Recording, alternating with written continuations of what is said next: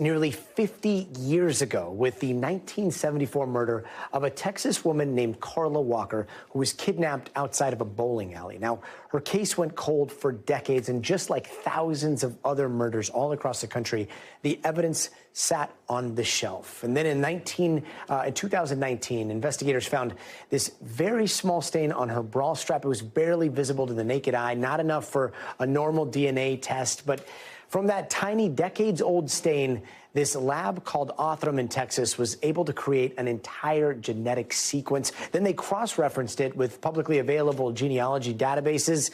We talked to the people behind this technology. Here's what they told us. Here we're building kind of a molecular library of that DNA. So we're getting many copies of it, breaking it up into itty-bitty pieces. And each little piece is like a book in the library that describes some component of the information about that case. How often are you calling law enforcement and saying, hey, I think we've got a hit? Every day.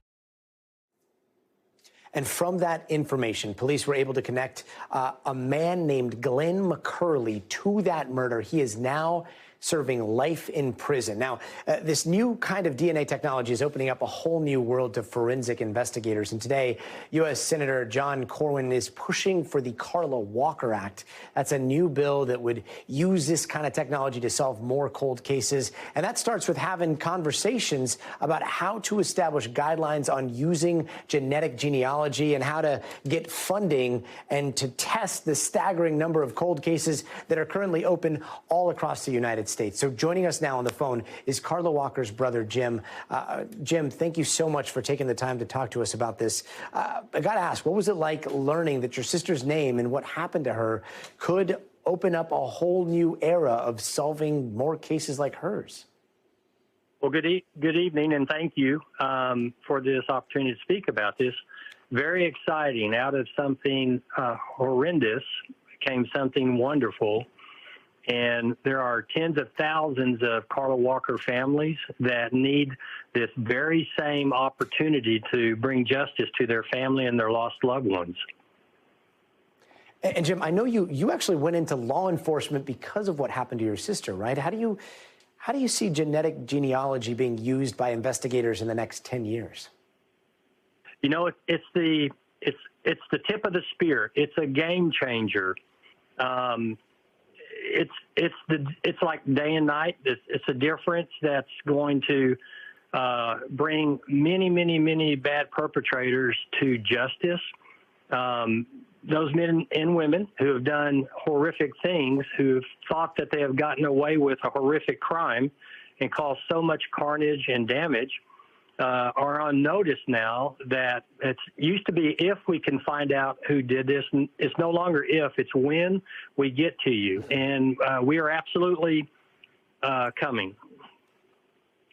And, you know, Othram is involved in so many different open cases across the country right now, so we can't talk about any of those specific cases that are still pending. But given what you've seen with your family's case, how exact is this science?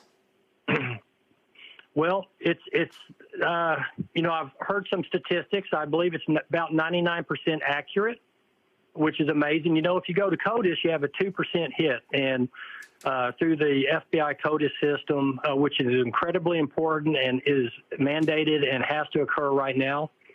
But this technology, what it does is it brings to light a viable, reasonable lead that law enforcement then investigates. And what we've found, really without exception, is the accuracy is incredible.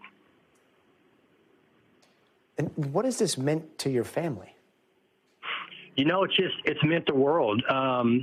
You never have closure when you lose somebody, and every Christmas, Thanksgiving, Easter, special days, birthdays, there's always an empty chair. You know, I had to, we weren't able, my parents were not able to have closure, although they never gave up. And our perpetrator lived less than 1 mile from our house for 45 years, drove by our house weekly, and it brought us great satisfaction to be able to bring him to account for this. And also, too, it allowed me to provide forgiveness, but to let him know that he would never, ever breathe another day of free man's air, he would die incarcerated. And I wanted to let him know that the Walker and the Army that his actions created, along with the forces of Othram Lab and amazing law enforcement professionals, culminated in bringing him to justice, and that was of great satisfaction to us. Jim Walker, thank you so much for joining us tonight, and your time and your insight. And again, our condolences to your family, but hopefully this helps bring that closure. An incredible story. Well, thank you so much for this opportunity. Sure. Thanks for watching our YouTube channel. Follow today's top stories and breaking news by downloading the NBC News app.